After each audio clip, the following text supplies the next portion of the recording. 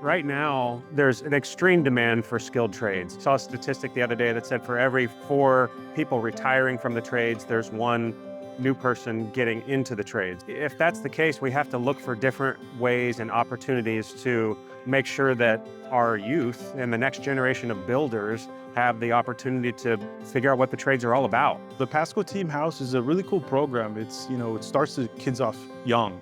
These are high school kids, and really they're trying to figure out what they want to do with the rest of their lives. And this program is really good because it introduces them into getting into the trades. Back then it was called the Bulldog House because it was only Pasco High.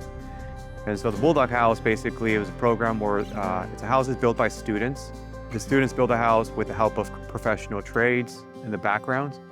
And then at the end, the house is sold. Proceeds go to scholarships, and as well as obviously to pay for the next year's lot, and obviously to help with funding, what it takes to build a house, like all the lumber, all the stuff that's needed. Why this project is so important is I really want to give students an opportunity to know that there's other pathways other than just the traditional college routes. So we support the Team House for many reasons. One of them, obviously, it's a program that's deep in our heart. Obviously, it's a program that I participated in when I was in high school. Being there, serving as a mentor to most of these kids really brings a lot of value to what we put into the community. Pasco Team House plays a huge role in not only just shaping the future of these students, but ultimately shaping the Tri-Cities and helping us find these people that need to get together to build these homes that we live in. So really, I think it does a good job at exposing them to all the aspects of construction. Like they're building a real house. In terms of the actual construction, it's the real world. So the overall process of the Pasco Team House is really awesome. They start off with planning. What are we gonna build this year? What's our budget?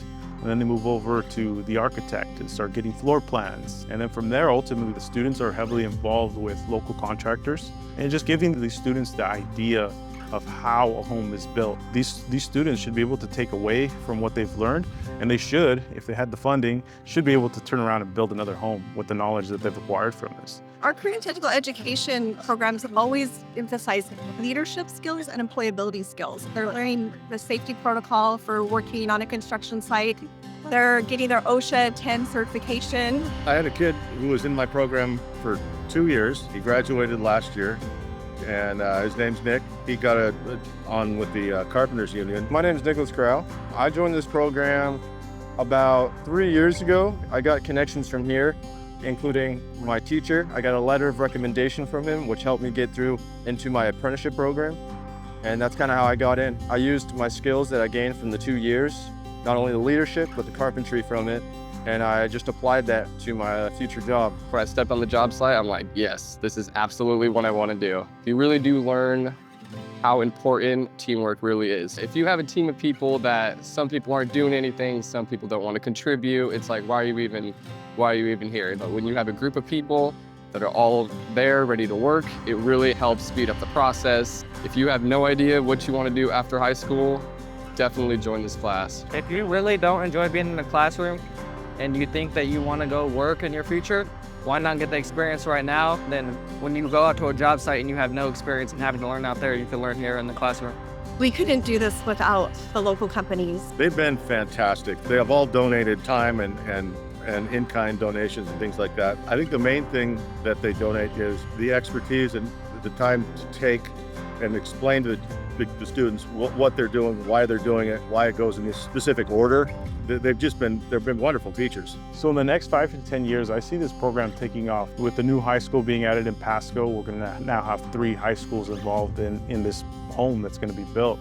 So I don't see why they wouldn't be able to maybe build a bigger home, or maybe even get into commercial buildings and build maybe a couple of homes simultaneously. It'd be nice to see if they could get some of these kids involved with the overall architecture of the home. There's also another side of finance, accounting, and then just even marketing and the budgeting side of things, because there's a team behind this that the students don't really see and maybe they don't know. It's really cool following the progression of the students being not so confident and then emerging into leaders. I just want to emphasize the importance of the community.